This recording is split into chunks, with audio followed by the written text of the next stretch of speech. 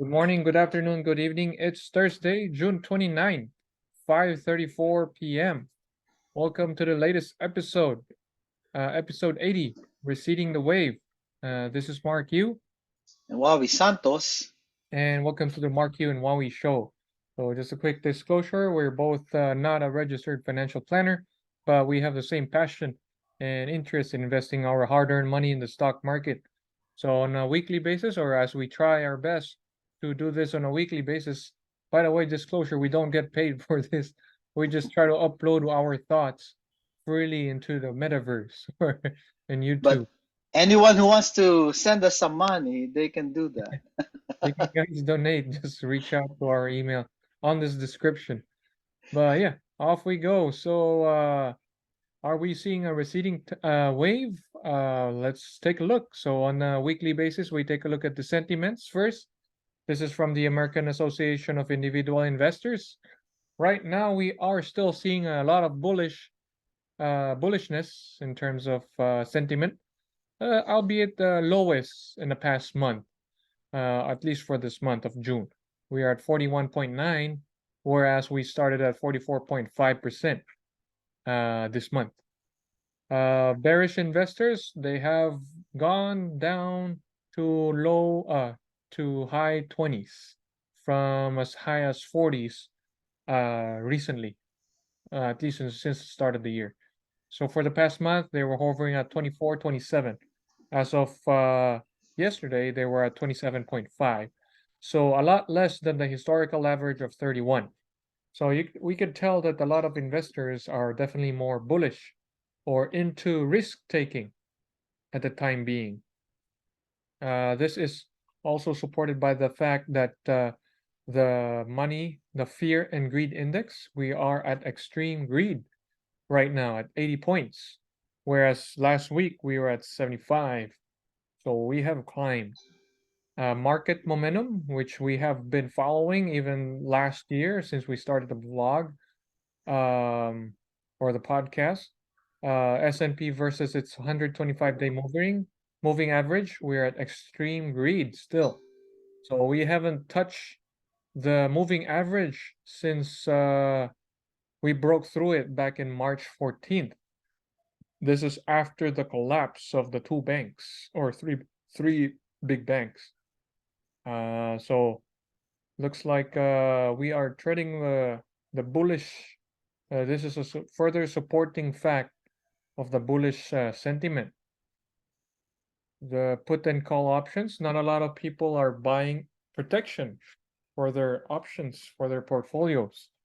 So it's still at the low end of things. Not a lot of people buying protection at this point in time. The volatility index as well.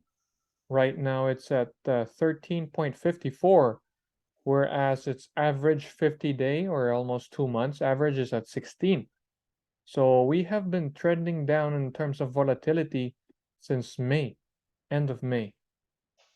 So quite interesting facts there.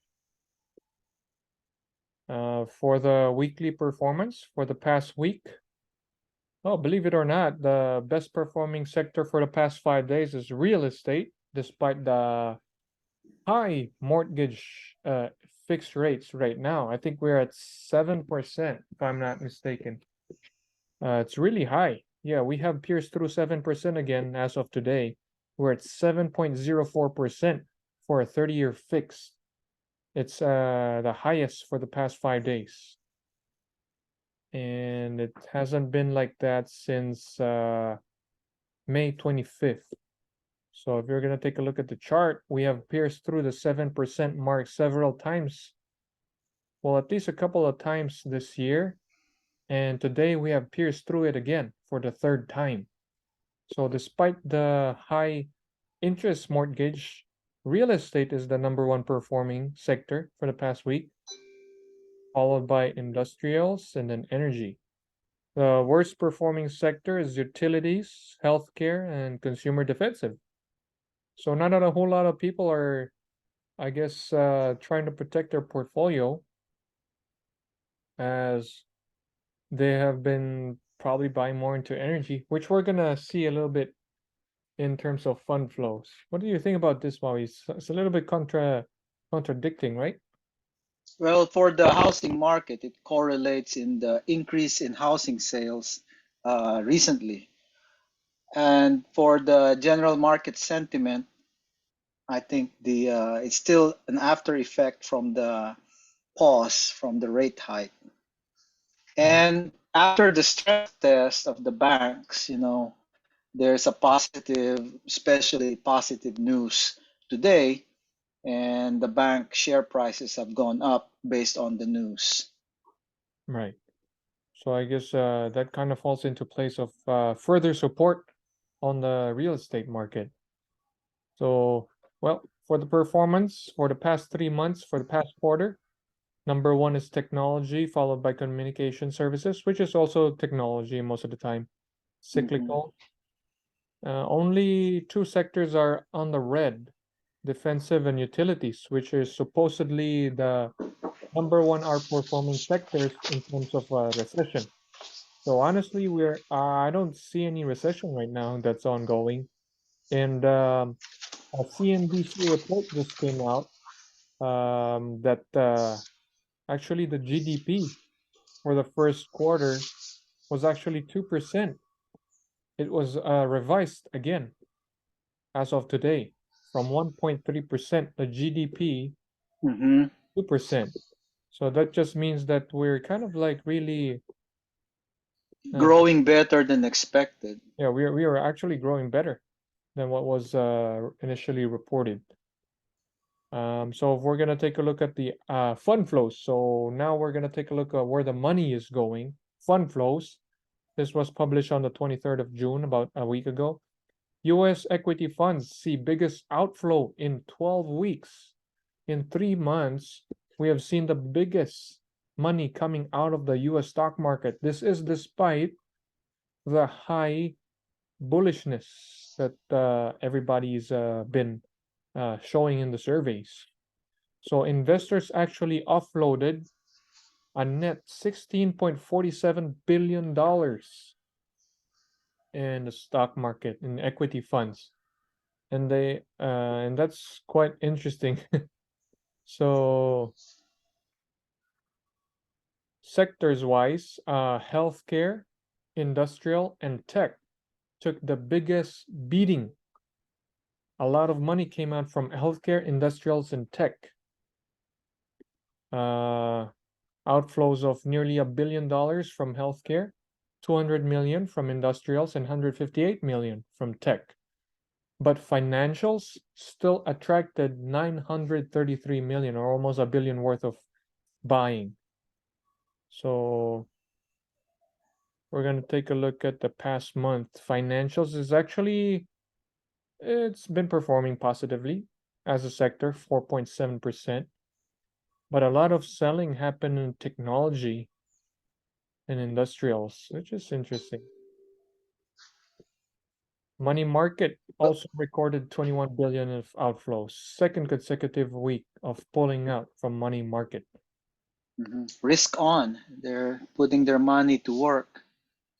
Yep. Um, well, stocks tend to advance when defensive sectors are expensive.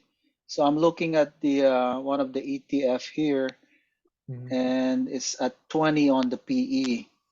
The XLU utility sector fund. Right. So it could be a little bit overpriced, just like your technology equities. So uh, stocks should benefit from overpriced utilities at this time. It could, but yeah, utility sector, as we're gonna review the performance, it's been terrible this year. It's the worst performing sector, negative 5.65%. Quite an upset for those who bet on a recession that have poured heavily exposure to utilities, and they probably already also have missed the big rally in tech. Hmm. So speaking of tech, mhm, So let's look at healthcare. Well, healthcare is still not overpriced, so yeah, healthcare has so been I doing don't know what's going on. yeah, healthcare is also flat, negative 0.4 for the past 6 months since the start of the year. So Apple, speaking of tech, Apple hits a new all-time high. So it's definitely quite the inverse of what we're supposed to be experiencing. So Well, Apple is Apple. It's a strong, it's a strong company with a lot of market confidence backing it up. right. And another one, a headline a couple days ago, Nasdaq composite the index for tech companies on track for the best first half since 1983. So currently, since the start of the year, we're up 27% for Nasdaq. We haven't seen this since 1983, more than 35 years ago. So we're having a good year. Well, we'll just have to, yeah, I think we'll just have to attribute this to the real GDP increase Mhm. for technology and, you know, the other stocks that are rising, Yeah. And maybe based on the GDP. and speaking of the coming Fed meeting for July 26th, a lot of investors take note, 89% are seeing a 25 basis point hike. So, Yeah, Jeremy Powell mentioned possibly two or more rate hikes. Rafi Bostic from Atlanta is saying we need to pause. But hmm, he may be a minority here because most of the time during their rate hikes, it's a majority. All of them will agree to raise it. so that's definitely people are expecting that 50 basis points from Yeah, July. it's the complete change from 2 months ago. The dot plot showed just one more rate hike, Right. but now the dot plot may have changed. hmm So, regardless, we're gonna take a look at that's gonna be at least a month from now. So definitely have to stay tuned with that. So for the volatility for the past 5 days, like we said, it fell 1.17%, and S&P 500 rose 0.97%, almost flat, almost close to 1% only. For the volatility of the Nasdaq, which is the tech-heavy companies, it's actually up volatility 2.1%, while the Nasdaq itself is also up 0.8%, close to 1%. So interesting. Probably the small caps doing its job, trying to go add to the breadth of the market. And off we go to the next. Like what we said earlier when we first opened the show, the biggest banks actually passed the stress test. All 23 banks weathered a severe recession. So total loan losses varied considerably from a low of 1.3 for Charles Schwab to 14.7% loan losses at Capital One. Credit cards were easily the most problematic loan product. Hmm. Uh, by tomorrow, we're going to see, because they passed the test, big banks will be disclosing their plans for buybacks and dividends for tomorrow. So expect a strong trading session for the big banks tomorrow after they're announcing relatively updates on their uh, shareholder returns. But meanwhile, this is a screenshot that I took from Bloomberg yesterday. These are like the biggest banks in the world, and all you can see in this screenshot is like headers saying that all these banks are looking to cut jobs globally. So it's not much of a pleasant sight for those who work in the financing industry, or at least those who are looking to work in that field, as a lot of banks are definitely exposed and fear that they might experience a similar run on the banks that just happened in March. So a lot of them are trimming overhead expenses as of this time. Well, it should be trickling down towards healthcare as well. Um, there's not the COVID pandemic anymore, so there'll be more layoffs in healthcare as well. Mhm. And who would have thought that we should be in a recession right now? But Axios coming up with an article saying the US IPO market is back. It's ongoing. There's no excitement.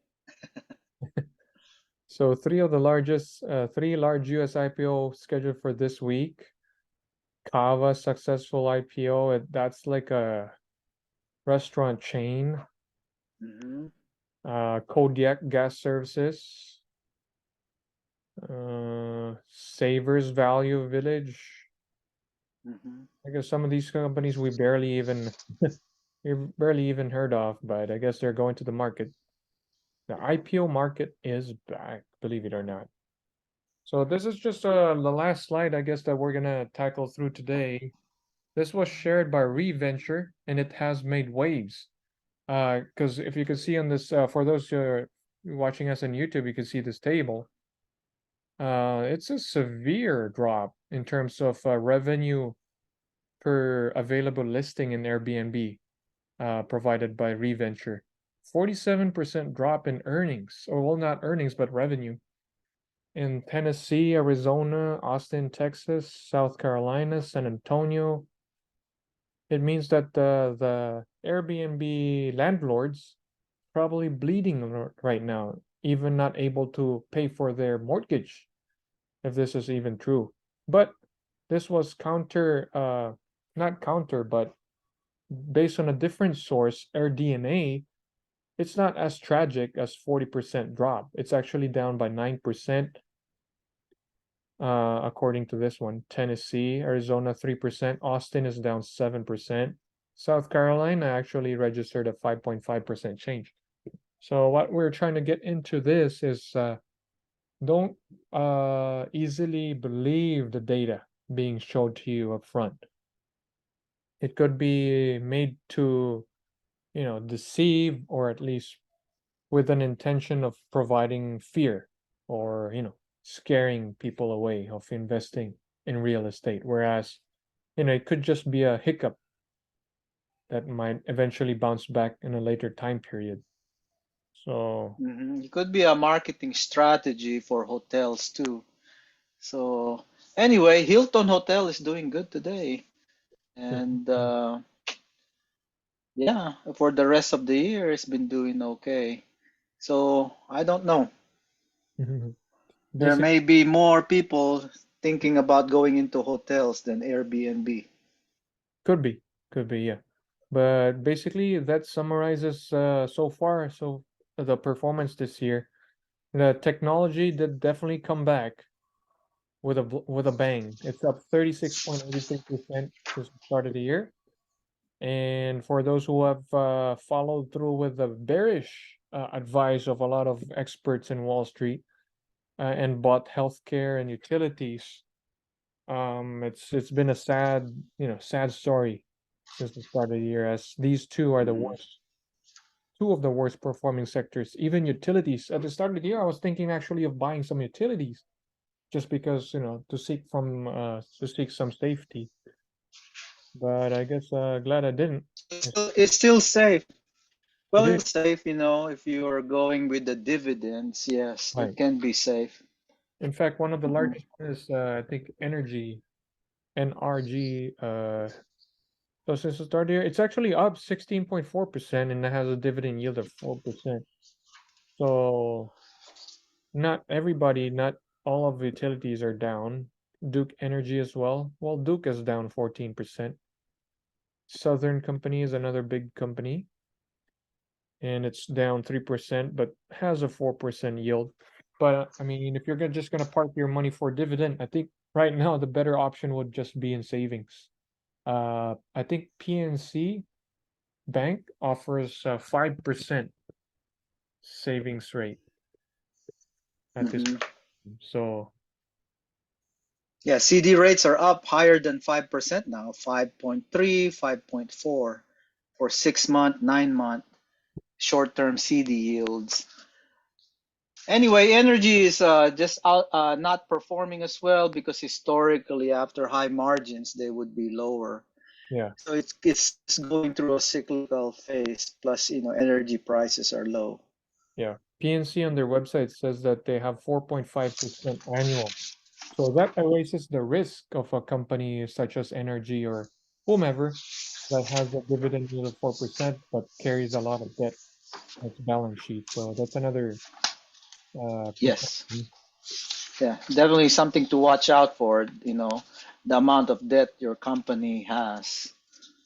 Uh, So I guess is it a receding wave, Wally? What do you think? Yes or no? For for flows, definitely biggest outflow. But what do you think?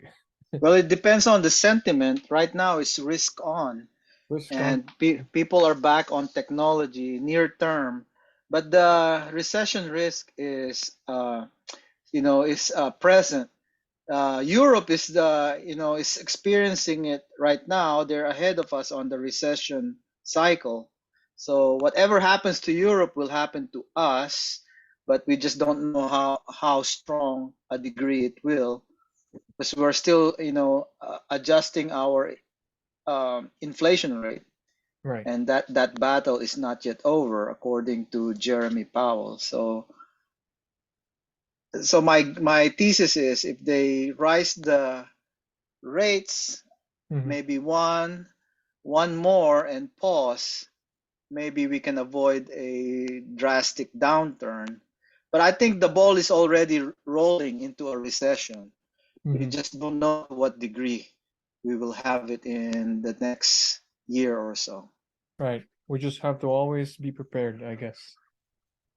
Yeah, so save some emergency fund, Mhm. and don't, if you're not yet in retirement age, don't retire yet. Right. Well, I would like to thank you again, Maui, for joining us on this latest episode, and I appreciate your time. And Yeah, I, thank you, Mark. I guess that does Yeah. it for our episode 80. We've I thought it was 81, oh, it's but 81. maybe it's last time I think it was 80. This Oh, may have been 81 now. 81. Okay, we're gonna correct We're that. oct we're octogenarians now. All right, well, that does it for this episode. Again, this is Mark Hugh signing out. Bobby Santos signing out.